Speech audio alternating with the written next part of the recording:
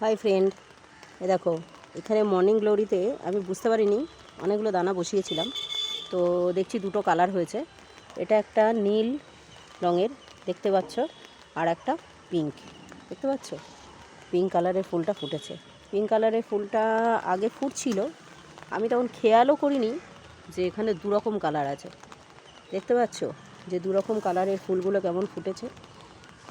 Morning glory বলে অনেক রকম কালার হয়, আমি জানি না। অনলাইনে বীজ কিনেছিলাম, তো তার থেকে অনেকই গাছ হয়েছে। মোটামুটি 3টে টবে আমি বসিয়েছি, 3টে টবে গাছ ভরে গেছে, ফুলও ফুটছে, কিন্তু দুটো কালার আমি খেয়াল করিনি। আজকে আমি খেয়াল করলাম সকালবেলা যে দুটো কালার।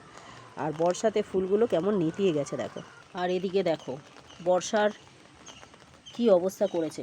ছোট ছোট এর চারাগুলো দেখতে পাচ্ছ, এই যে ছোট ছোট হচ্ছে, এগুলো 1000 মাদারের যে প্ল্যান্টগুলো সেগুলো চারদিকে ছড়িয়ে নষ্ট হয়ে গেছে, কিছু করার নেই। আর এদিকে দেখো এই একটা মরু গোলাপ যেটাকে বলে অ্যাডেনিয়াম, আমার একটা বোন আমাকে গিফট করেছিল, তো আবার কুড়ি এসে গেছে অ্যাডেনিয়ামে। একবার ফুল ফুটে হয়ে গেছে শেষ, আবার ফুল ফুটেছে দেখো।